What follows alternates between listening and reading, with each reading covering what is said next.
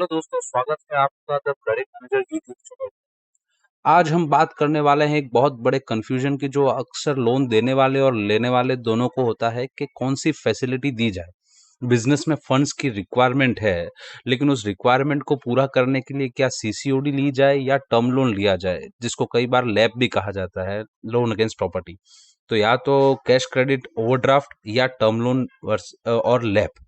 तो इस कन्फ्यूजन को दूर करने के लिए आज हम इन दोनों फैसिलिटीज के नेचर पर, क्या प्लस है क्या माइनस पर, और लास्ट में आपके लिए जो क्या सूटेबल रहेगा उस पर बात करने वाले हैं।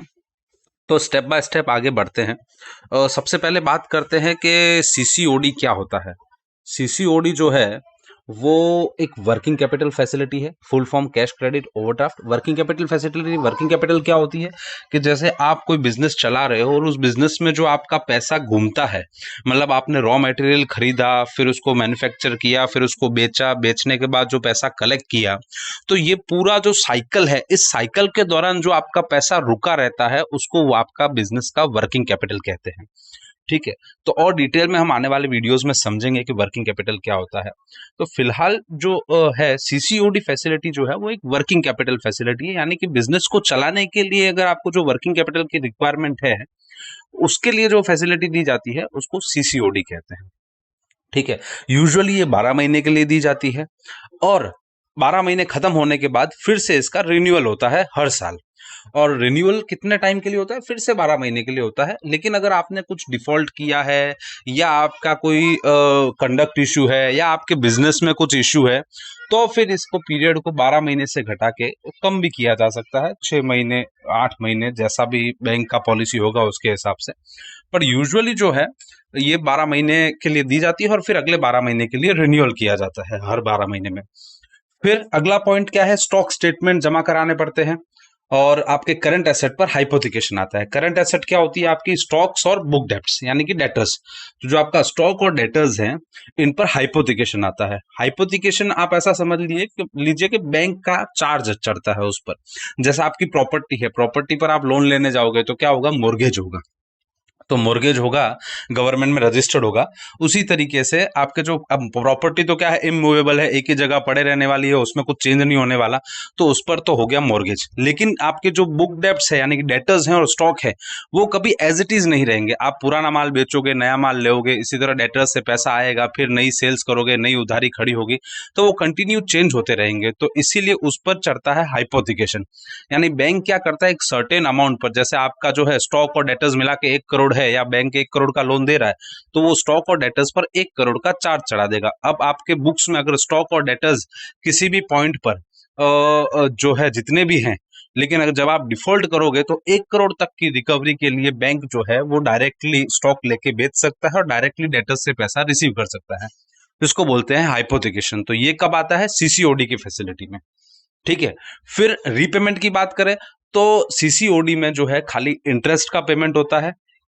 आपकी जो लिमिट है उसमें आप जितना यूज करोगे उस यूसेज पर जो है आपको ब्याज देना पड़ेगा। सपोज आपकी 1 करोड़ की लिमिट है, आपने 30 लाख एवरेज यूज किया पूरे महीने में, तो उस 30 लाख का ब्याज लगेगा जो आपको महीने के आखिरी में भरना होगा। ठीक है। फिर प्रिंसिपल रीपे नहीं करना होता है। प्रिंसिपल जो है, जैसे आपने 1 करोड़ की लिमिट है, 30 लाख यूज कर लिया, वो आपका बिजनेस के पेमेंट आएंगे उसी से ऑटोमेटिकली रीपे होता जाएगा, लेकिन आपकी लिमिट उतनी की उतनी बनी रहेगी। तो इसीलिए एक्चुअल में देखा जाए तो प्रिंसिपल का रीपेमेंट नहीं होता है, सिर्फ और सिर्फ ब्याज लगता रहता है और जो आपको हर महीने भरना होता है। प्रिंसिपल का रीपेमेंट जो है वो उसी स्थिति में आपको करना होगा जबकि आपका जो है लिमिट या तो बैंक द्वारा रिड्यूस किया जा रहा हो या फिर आपको लिमिट बंद करनी हो। सपोज आपका टर्नओवर 10 करोड़ था जब आपको लिमिट दी गई, उसके बाद घटकर आपका टर्नओवर 5 करोड़ रह गया, तो बैंक कह सकता है कि भाई साहब हम आपकी लिमिट घटा रहे हैं, तो जो एक्स्ट्रा लिमिट आपने यूज कर रखी है उसका आप रीपेमेंट कीजिए। तब आपको प्रिंसिपल का रीपेमेंट करना होगा। अदरवाइज जो है आपको सिर्फ और सिर्फ आपके यूज पर ब्याज चुकाना है। ठीक है। और लिमिट आपकी एज इट इज पड़ी रहती है, मतलब आप इसको मल्टीपल टाइम यूज कर सकते हो। 1 करोड़ का आपको लिमिट मिला है, 1 करोड़ के लिमिट में से आपने सपोज 90 लाख यूज कर लिया और फिर जैसे आपके बिजनेस के पेमेंट्स आते रहे और वो 90 लाख फिर से जीरो हो गया, तो आपके लिए लिमिट तो पूरी खुली ही है। तो आप मल्टीपल टाइम जो है वो पैसा निकाला डाला तो वो कंटिन्यू यूज करते रह सकते हो। ये होता है आपका शॉर्ट में सीसीओडी फैसिलिटी। ठीक है, अब टर्म लोन या लैब क्या होता है?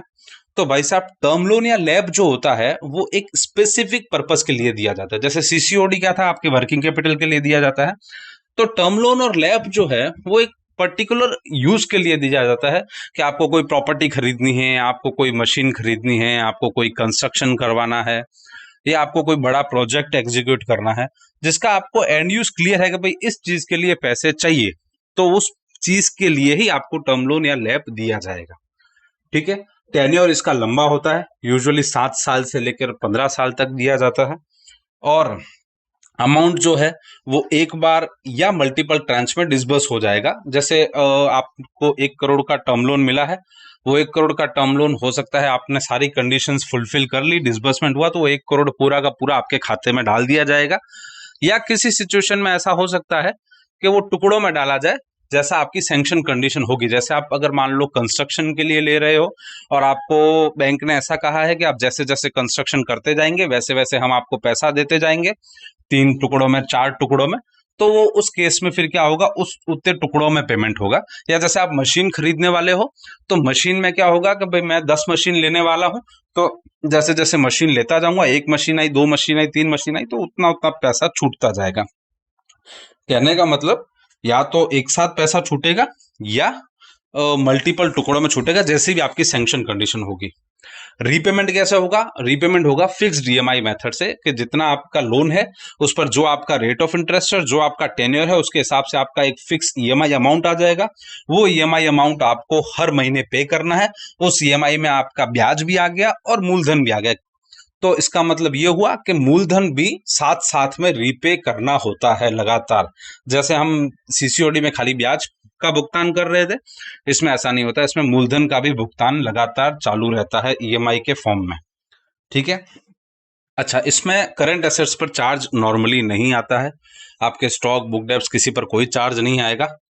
लेकिन अगर कोई असेट आप लोन से क्रिएट कर रहे हो, तो चांसेस है कि उस पर चार्ज आए। जैसे आपने लोन लेके मशीनरी खरीदी है, तो चांसेस है कि उस मशीन पर बैंक अपना चार्ज ले, हाइपोथिकेशन चढ़ाए, या आपने कोई कंस्ट्रक्शन किया है तो उस कंस्ट्रक्शन पर चार्ज आएगा।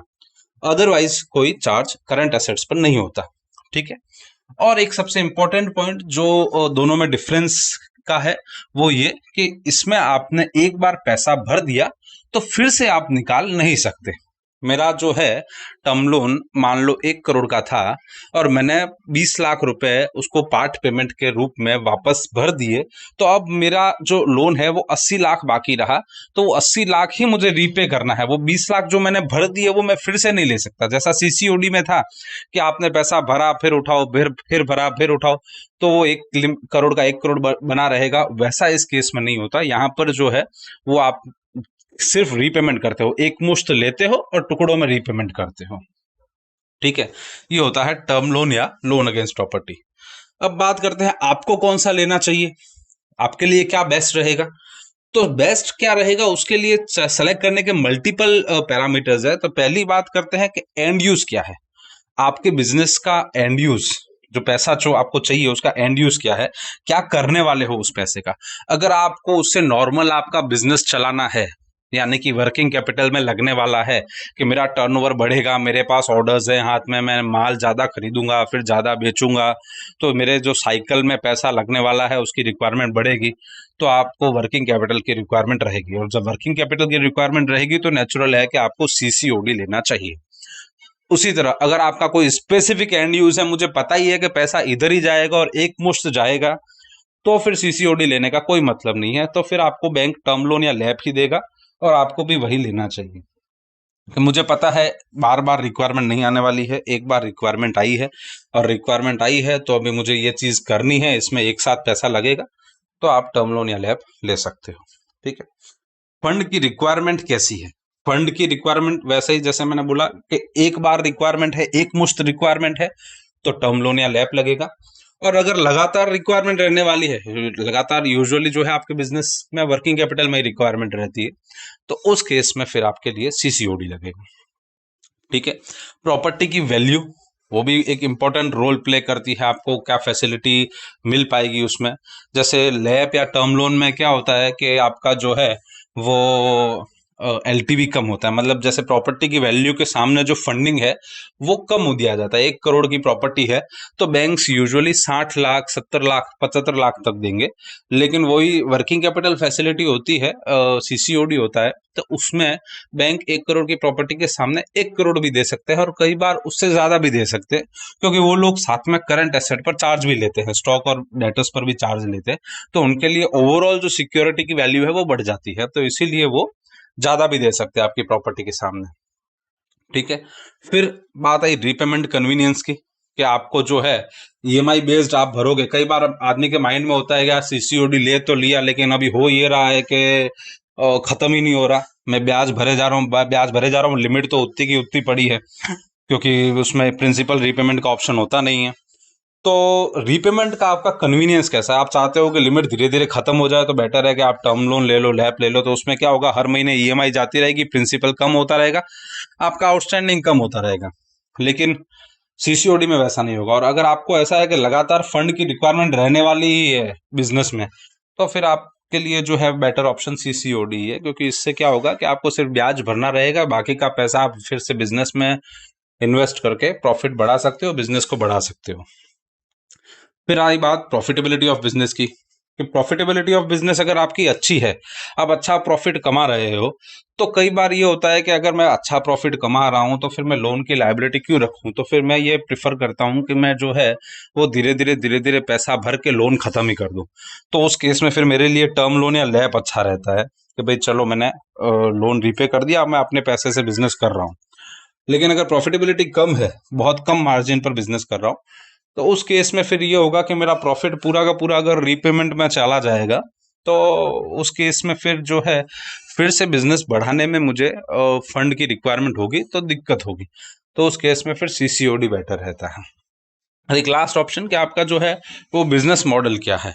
बिजनेस मॉडल अगर आपका वॉल्यूम बेस्ड है, कि जहां फंड की रिक्वायरमेंट ज्यादा रहती है, आप जितना ज्यादा वॉल्यूम करोगे उतना ज्यादा आपको जो है वो प्रॉफिट मिलेगा, मतलब मार्जिन्स कम होते हैं, लेकिन आपका वॉल्यूम ज्यादा होता है। जैसे आप बात करोगे कि ज्वेलर प्रोफाइल की, ज्वेलर्स में जो टर्नओवर होता है वो हमेशा करोड़ों में होता है, लेकिन मार्जिन जो होगा वो अराउंड 1% से भी कम होता है। तो सारा खेल जो है वो वैल्यू का है। तो उस केस में फिर क्या होगा कि वो जब इतने बड़े बड़े क्वांटिटी में माल खरीदना है, तो फंड की रिक्वायरमेंट ज्यादा होती है और रेगुलर रहने वाली होती है, तो सीसीओडी बेटर रहता है।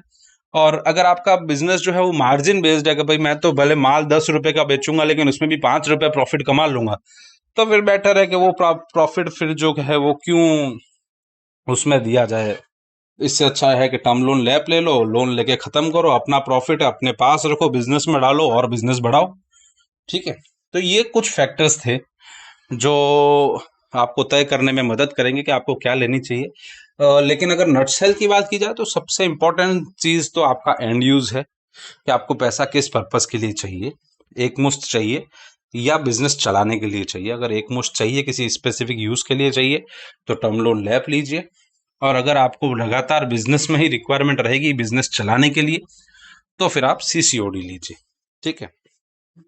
वीडियो देखने के लिए धन्यवाद। अगर आपको लगता है कि ये वीडियो आपके लिए यूजफुल है, तो आप लाइक कीजिए, कमेंट कीजिए। अगर आपको लग रहा है आपके लिए नहीं किसी और के लिए यूजफुल हो सकता है, तो उसको शेयर कर दीजिए। और किसी और टॉपिक पर, फाइनेंस फील्ड से रिलेटेड किसी और टॉपिक पर आपको वीडियो चाहिए, तो आप कमेंट में बताइए, हम उस पर वीडियो बना लेंगे। ठीक है। चैनल को सब्सक्राइब करना मत भूलिएगा। और ऐसे वीडियोस लगातार मिलते रहे, आपको नोटिफिकेशन आता रहे, तो उसके लिए बेल आइकन दबा दीजिए। ठीक है। मिलेंगे अगले वीडियो में। Thank you.